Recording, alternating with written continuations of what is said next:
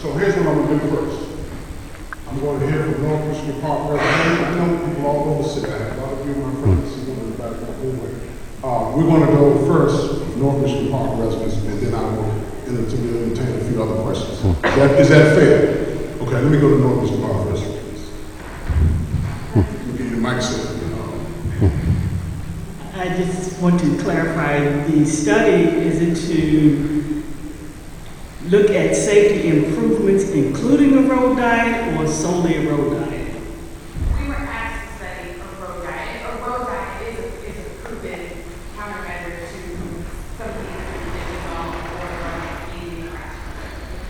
Okay, because the website says safety improvements including. So the comments that you get that are outside of a road diet, will they be considered? Such as roundabouts and other. Yes? Oh, can I ask one more question? The slide that showed the types of traffic accidents, rear ends, side swipes, etc. Do you have data that shows whether or not those occur at red light cameras where people stopping and trying to avoid getting a ticket, or is it just broad?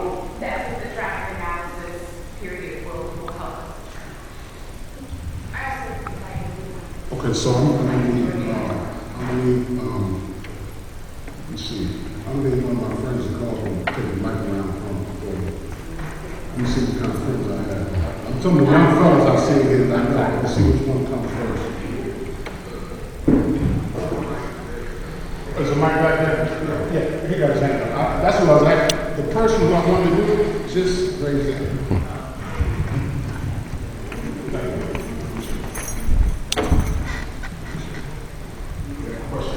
Question right here.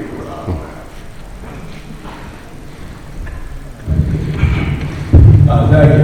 My name is Robert Oliver, and my question is this.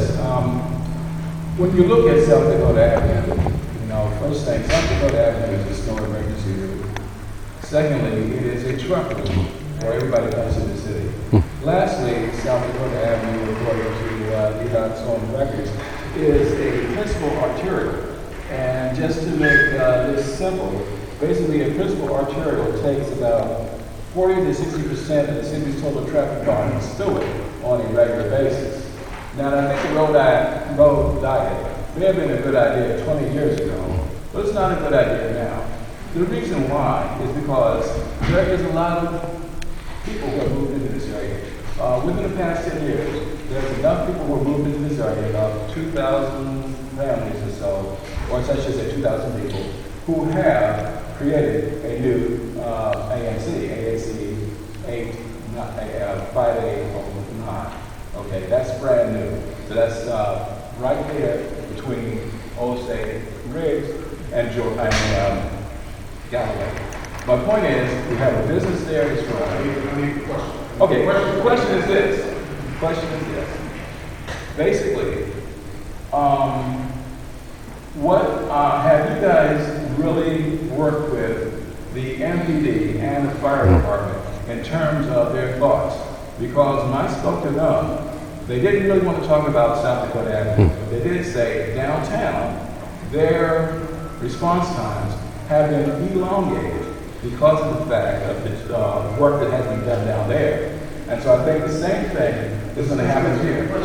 The question is, have you spoken to these individuals and what were their responses? And should they not support it, are you going to follow through on these things the way they are? So we work very closely with Fire EMS and Metropolitan Police Department on a number of issues, especially crash response and safety. We have met with Fire EMS in this area and talked about the potential alternatives. We are studying the road diet, nothing's been decided yet, and talked them through a couple of concepts. So, we've been in contact with them.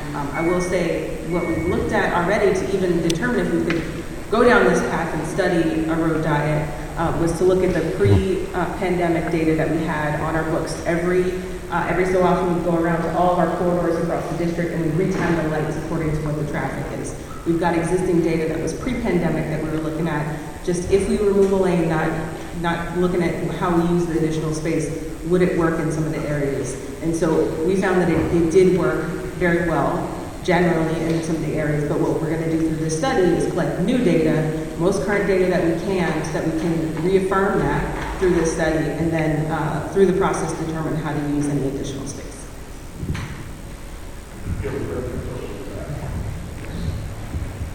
Good evening. My name is Charles Lockett. I live directly across the street for almost 50 years, and I've watched this traffic on South Dakota Avenue. I've had buses, cars going up my yard because of traffic and speed and cameras, no cameras. My question is to you is this. The last 2 weeks, do you know how many times DDOT had clogged up South Dakota Avenue from repairs and work in the last 2 weeks? Off the top of my head, no. Well, let me tell you. Out of the 14 days, almost 10 days, that they're sitting there shutting the traffic down, mainly by the school here, making people force over and everything. So if you're gonna put a bike lane on that street, and all this is happening for repairs, you're putting people's life on the spot for accidents. And that's not fair to the individuals who pay the taxes to live in this community. And secondly, the $1 million that the councilman has put you for a study, what does that study consist of? What do you do with that study besides things we see here now that we've seen for almost a year now, just basically the same thing? So road diets are a proven safety countermeasure, and this is a federal highway administration proven safety countermeasure, and we've done it across the city. It's been done across the country, not just in DC, but all over, and it's shown a decrease in crashes. And there's national research that shows, bike lanes are one of our considerations when the protected bike lane projects are put in. National research shows that crashes go down almost by about 50%. So we're hoping to see, no matter what we do with that additional space, that safety is improved for everybody on the corridor, no matter how you're traveling. Now, another thing I want Last round of questions, Mike, right, go ahead. Now, go ahead. Last round. Another thing I want to bring to you, I travel this road every day, sometimes 3 or 4 times a day. And if you get in your car now, in the daylight, and go down South Dakota Avenue, I can point out at least 5 intersections with a stripe in front of it for safety for people crossing. Basically, almost don't exist. There's more there. And that has not just happened this year, it's been going on for the last 5 or 6 years. And I've reported it before as the AHA commissioner, and nothing. No response. I can respond to that. A part of what we're studying is areas where we can make intersection improvements. And in the interim, if there are intersections where the crosswalk striping is faded, please, Mr. Lockett, I can reach out to you directly. Happy to create a service request and get those. I've done it, there's no response. Is there another member from North Michigan Park Citizen Service that has a question right now? And let me ask this, how many people have seen the website? How many people have reviewed the website? I'll actually ask that question next week. I've reviewed the website. It's a very good tool, and I suggest that we prepare ourselves. I'm talking about North Michigan Park, I'm going to look at it, and be very familiar. This is going to be your best point right here. Next question. Hello, my name is Sharon, and I live in 4900 block of South Dakota Avenue, directly across the street. My question is, and I'm just being honest, why are we here? Because we keep going over the same old question with the same old thing. So my question is it a done deal or what? I just want to know, is it a done deal? I sent a reply back, I went online, I sent a reply back, so my question is, are you all looking at the replies that are being sent to you guys? And at the end of the day, no matter what we send, it's a done deal. I just want to know. Because right now, we're going around in circles. The only thing different is you have a director here from DDOT. It's the same issue. So maybe you can answer my question. I just want to know, are we wasting our time over the same concern? So And my concern is, my my concerns are being answered or even considered by me living on South Dakota Avenue, because whatever you do is going to affect me, and I have a problem with that. Thank you. On behalf of President Williams, this meeting is this message. Is that the word I'm looking for? The messaging is wrong.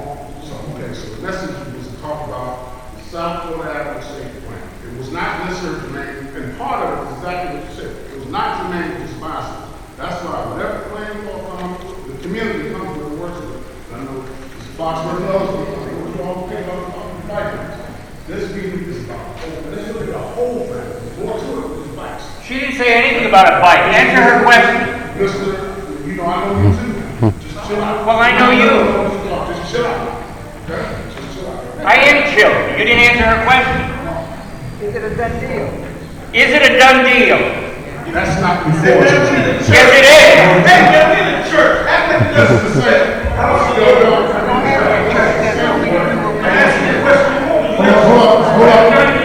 Hold up. This is Demon. This is sanctuary. Governor yourself.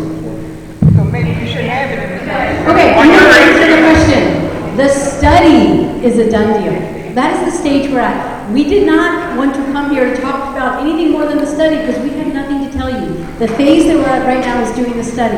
And there's no hidden plan or secret.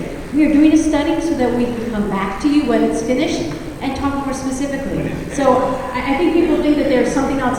We were going to have a small meeting. We wanted to talk about the website so we could share context, people could get updates.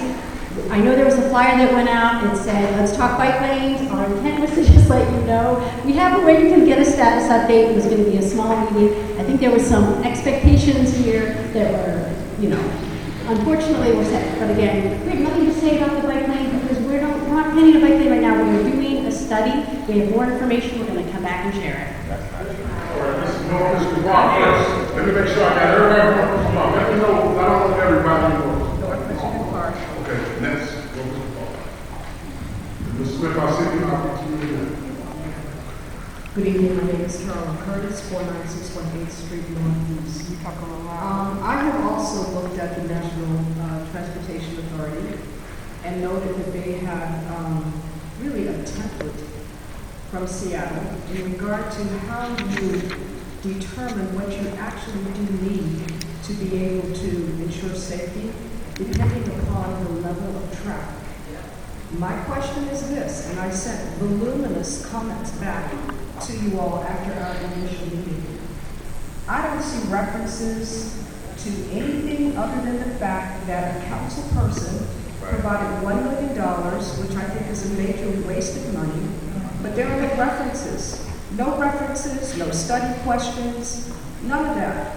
My question is, what are the references that are being used to be able to undergird such a study to even determine whether or not a study is required? Question one, what are the references? Is there any look at this national tool that appears on that website that basically looks at your traffic and determines what is required and necessary? And sometimes a diet plan is not what is suggested at all, based upon the traffic. Nothing like that has ever been mentioned. We already know we're going to study either 2 lanes where we're going to put the bikes and where we're going to put the parking. That's basically what's been brought to this community. So I would like to know, what is the real serious study and evidence underneath all of this, other than the fact that a particular council person thought it was a great idea and thought it was needed? What is the references? What are the studies to undergird this, to say we're spending $1 million of taxpayer funds on something that we don't want, don't need, and what is being presented to us? Because basically what you're studying, you don't need to study $1 million. You don't need to study it. It's already done. So I'd like to know the references, please, and I'd like to know whether or not you are using this major national study to help make determination about what's required here. Yes, so thank you for the question. We were funded by Councilmember Parker with the recommendation of a road diet that came to us. And so road diets are a proven safety countermeasure from Federal Highway Administration. There's a process of studying that depending on the traffic and what you need to do with that. But the recommendation came from the council member's office, and so that is why we're studying. That's the reference only. That's your only reference. We can't hear you. They want to hear you. Yeah. Where you at? So I want to add this. So, okay, we got about 1,000 traffic safety input requests, okay? This didn't come out of nowhere. We are asked regularly to do safety work, to improve the safety on South Dakota Avenue. So I just want to say, this is not that Councilman Parker is just looking for something to do. He heard it from his constituents. We heard it too from our through-all requests, from our community meetings. We did a survey to say, are you satisfied with how South Dakota Avenue is now in terms of safety? 86% said no, we need to improve safety. So I just want to give some context for why we're here. Okay. Second, if there was not a feasible road diet here, we wouldn't do it. That was one of the first things we did. When the money came in, we looked, because you're right, there are times when a road diet is not appropriate based on volumes. And we did look at it, and we confirmed that it was warranted. So rest assured, I agree. There are places where it doesn't make sense. It is possible here, it makes sense here, and we truly do believe it'll improve safety. My question. It does, it's just like Connecticut Avenue. My question is, what are the references being used, and what are the study questions for this $1 million study? So the study itself is not the only, I mean, we're going to actually use some of the resources too to actually do the implementation. Are you asking what's involved in the study? No, I'm asking what are the references, basically. There are national criteria, okay? There's national stuff out there that says, if you have this level of traffic, you should go X, you should go Y, okay? And my question is, what are the references being used to undergird what all is going on here, other than Our actual traffic data that we have from pre-pandemic. I get all that, but I'm just asking, you still have national references that help you to look at your data, to help you do some decision. It gives a decision tree. Yeah, absolutely. And we use that exact thing that you're talking about. That is our reference. That is our reference. And so Please show the references, name the references, please. there's an FHWA road diet handbook. That's the starting point for this, and that guides how we decide to undertake a road diet or don't, and then some guidance about what level of traffic we need to do further analysis on. And is that available on the website? There's a link to it, I believe. If there isn't, I'll add one. Absolutely. Let's find out if there's a link to it. Anybody else from North Mr. Park? I'm trying to, forgive me, I have to give North Mr. Park. This is North Mr. Park City. Anybody else from North Mr. Park? Hi, my name is Jenny. I live at 4900 block on South Dakota Avenue. Well, I want to know what, I guess, special consideration or priority is being given to those of us who will be most impacted by the actual potential construction and or, I guess, feedback relative to how the implementation and or of these particular items that are being studied are being looked at from, for example, like leaves, things that are going to go out the road that are actively going to impact people whose homes are on South Dakota